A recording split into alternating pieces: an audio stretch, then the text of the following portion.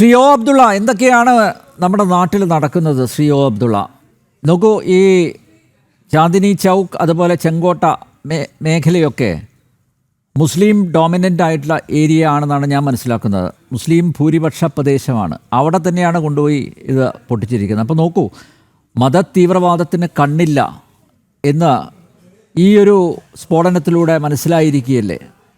സ്വന്തം സമുദായത്തിൽപ്പെട്ടവർ കൊല്ലപ്പെട്ടാലും കുഴപ്പമില്ല, ഇന്ത്യയെ നശിപ്പിക്കുക, അത്തരമൊരു ചിന്താഗതിയുമായിട്ട് വിദ്യാസമ്പന്നരായിട്ടുള്ള ഒരു പറ്റം യുവാക്കൾ ഇതിനിറങ്ങിത്തിരിച്ചിരിക്കുന്നു എന്നുള്ളത് അത്യന്തം ഖേദകരമായിട്ട് മാത്രമല്ലേ കാണാൻ സാധിക്കൂ ഒ അബ്ദുള്ള? അത്യന്തം അപലപനീയവും ഒരിക്കലും ഒരു നിലക്കും അംഗീകരിക്കാൻ കഴിയാത്തതുമായ ഒരു സംഭവമാണ് നടന്നിരിക്കുന്നത്. കേൾക്കുന്നുണ്ടോ ശബ്ദം? കേൾക്കാം. കേൾക്കാം. ഇല്ല, കേൾക്കാം. അതെ, ശരി, ഞാൻ തുടരാം. അപ്പോൾ അതായത് ഇത്തരത്തിലുള്ള സ്ഫോടനങ്ങളൊക്കെ ഇന്ത്യയിലെ ലോകത്ത് പല ഭാഗങ്ങളിലും നടന്നിട്ടുണ്ട്. അതും ഇതും തമ്മിലുള്ള വ്യത്യാസം എന്ന് പറഞ്ഞാൽ, ഇന്ത്യയിൽ എന്തെങ്കിലും ഒരു കാര്യം പറയേണ്ടതുണ്ടെങ്കിൽ ഈവൻ നരേന്ദ്രമോദിയെ തന്നെ നമുക്ക് എന്തെങ്കിലും ശാരീരികമായി ഉപദ്രവിക്കലല്ലാത്ത എന്തൊരു കാര്യവും ജനാധിപത്യം നമുക്ക് അനുവദിച്ച ആ ഒരു തുറന്ന സ്റ്റേജ് അത് ഉപയോഗപ്പെടുത്തിക്കൊണ്ട് പറയാവുന്നതാണ്. അദ്ദേഹത്തെ മാന്യമായ ഭാഷയിൽ എല്ലാ അർത്ഥത്തിലും ഇവിടെ വിമർശിക്കുന്നുണ്ട്. ഇങ്ങനത്തെ ഒരു രാജ്യത്ത് ഇത്രയും തുറന്ന ഒരു ജനാധിപത്യ രാജ്യം ഒരു പക്ഷേ അമേരിക്കയെ പോലുള്ള ചില രാജ്യങ്ങളുണ്ടെന്ന് പറയുന്നുണ്ട്, അത്രത്തോളം ശരിയല്ല. ഇങ്ങനത്തെ ഒരു രാജ്യത്ത് ഇത്തരത്തിലുള്ളതായ ക്രൂരവും ഭീകരവും ഹീനവും നീചവും നികൃഷ്ടവുമായ ഒരു നടപടിയിലൂടെ, അതായത് നിരപരാധികളായ ആളുകളാണല്ലോ കൊല്ലുന്നത്. 10-12 ആൾ മരിച്ചു. അവരെന്ത് തെറ്റാണ് ചെയ്തത്? ഇവർ മതമാണ്, ഇസ്ലാമാണ് ഉദ്ഭവിക്കുന്നതെങ്കിൽ ഇസ്ലാമിൽ ഇത് 100% തെറ്റാണ്. ഇസ്ലാമികമായ ഒരാളെ കൊല്ലണമെങ്കിൽ ഇങ്ങോട്ട് കൊന്നാൽ മാത്രമേ അന്നഫ്സ് ബിന്നഫ്സ്, പകരത്തിന് പകരമായിട്ടല്ലാതെ കൊല്ലാനേ പാടില്ല. ഈ ആളുകൾ എന്തിനു കൊന്നും ചോദിച്ചാൽ എന്താ മറുപടി? ഞങ്ങൾ മുസ്ലിങ്ങൾ പരലോകത്തിൽ വിശ്വസിക്കുന്നവരാണ്. ഇവിടെ നിന്ന് എന്ത് ചെയ്തിട്ടുണ്ടെങ്കിലും നാളെ ദൈവത്തിന് മുമ്പിൽ മറുപടി പറയേണ്ടി വരും. ഇവരോട് ചോദിച്ചാൽ എന്തായിരിക്കും മറുപടി പറയാം? അപ്പോൾ ഒരു അർത്ഥത്തിലും ഒരു നിലക്കും നീതീകരിക്കാൻ കഴിയാത്ത ഇത്തരത്തിൽ ആൾക്കാർ ഇതിൻ്റെ ഉള്ള ഈ ഒരു പ്രവണത അത് എവിടെ നിന്ന് വരുന്നു എന്നതിനെ പറ്റിയുള്ള ഗാഢമായ പഠനം നടത്തണം.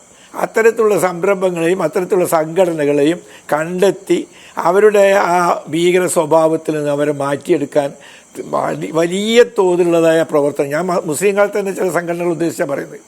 അവരുടെയൊക്കെ രീതികൾ അവർക്ക് അറിഞ്ഞുകൂടാ. ഇസ്ലാം എന്താണെന്ന് മനസ്സിലാക്കിയിട്ടില്ല. ഇതുപോലുള്ള തീവ്രവാദ പ്രസ്ഥാനങ്ങൾ, സംഘടനകൾ പക്ഷെ അവരുടെ ചെയ്തികളെയൊന്നും പരസ്യമായി വിമർശിക്കാൻ ആരും തയ്യാറാവുന്നില്ലല്ലോ. ഭരണകൂടം പോലും തയ്യാറാവുന്നില്ല, പിന്നെയല്ലേ മറ്റുള്ളവർ. കേരളത്തിലെ ഭരണകൂടമോ കേരളത്തിലെ പ്രതിപക്ഷമോ ഇത്തരം തീവ്രവാദ പ്രസ്ഥാനങ്ങളെ ഒരു കാരണവശാലും എതിർക്കുന്നില്ല എന്നുള്ളതാണ് അത്യന്തം ഖേദകരം. അതെ, അത് മുഖം നോക്കാതെ, വോട്ട് പരിഗണിക്കാതെ, വോട്ട് ബാങ്ക് രാഷ്ട്രീയം മാറ്റിവെച്ചുകൊണ്ട് ഈ ഇത്തരത്തിലുള്ളതായ പ്രവണതകൾ അത് മുളയിലെ നുള്ളിക്കളയാനുള്ളതായ ശ്രമം നടക്കണം. ഇന്ത്യ ഒരു ജനാധിപത്യ പ്ലാറ്റ്ഫോമാണ്. ഇവിടെ നമുക്ക് ആരെ എങ്ങനെയൊക്കെ ഇതുപോലത്തെ ഒരു സൗകര്യം ഞാൻ എപ്പോഴും പറയുന്നത് ലോകത്തെ ഏറ്റവും നല്ല ഇസ്ലാമിക രാഷ്ട്രം ഇന്ത്യയാണെന്ന് ഞാൻ പലപ്പോഴും പറയുന്നതാണ്. കാരണം കാര്യങ്ങൾ ഒരു മുസ്ലിം എന്ന നിലയ്ക്ക് എനിക്ക് ഇന്ത്യയിൽ ചെയ്യാൻ വയ്യാത്ത ഒരു കാര്യം എന്താ ഉള്ളത്? എനിക്ക് 5 നേരം പ്രാർത്ഥിക്കുക, എനിക്ക് വ്രതം അനുഷ്ഠിക്കുക, എനിക്ക് ഹജ്ജിന് പോവുക, അതുപോലത്തെ എല്ലാ കാര്യങ്ങളും എനിക്ക് ചെയ്യാം. എനിക്ക് ഇസ്ലാമിനെ പറ്റി എത്രയെങ്കിലും പ്രസംഗിക്കാം. ഇത്ര സ്വാതന്ത്ര്യം എനിക്ക് സൗദി അറേബ്യയിൽ ഉണ്ടാവില്ല. സൗദി അറേബ്യയിൽ ഭരണകൂടത്തെ 100%. ഞാനവിടെ കുറേ ജോലി ചെയ്ത ആ പ്രദേശത്ത് ഒരു ലൈനിൽ ഒരു ടാപ്പിൽ വെള്ളമില്ല എന്ന് പറയണമെങ്കിൽ ഒരു അര പേജ് അവിടുത്തെ ഭരണാധികാരികളെ പ്രശംസിച്ചുകൊണ്ട് സുമൂബുൽ അമീർ എന്നൊക്കെ പറഞ്ഞുകൊണ്ട് ഇങ്ങനെ പ്രശംസിച്ച്, പക്ഷേ അവിടെ ടാപ്പിൽ വെള്ളമില്ല. ഇത് ഞാനെത്ര പണിയെടുത്ത അനുഭവം കൊണ്ടാണ് ഞാൻ പറയുന്നത്. ഇത് ഇന്ത്യയിൽ എന്തെല്ലാം നിലക്കുള്ള സ്വാതന്ത്ര്യവും സൗകര്യങ്ങളും ഉള്ളത്. അതുകൊണ്ട് ഇത്തരത്തിലുള്ള കശ്മൽമാരെ അവരുടെ എല്ലാ തരത്തിലുമുള്ള ആ ഒന്നിനെ തകർത്ത് നിശേഷം ഇല്ലാതാക്കുക എന്നത് മാത്രമാണ് പരിഹാരം. എന്താ ഇവരിതുകൊണ്ട് ഉദ്ദേശിച്ചത്?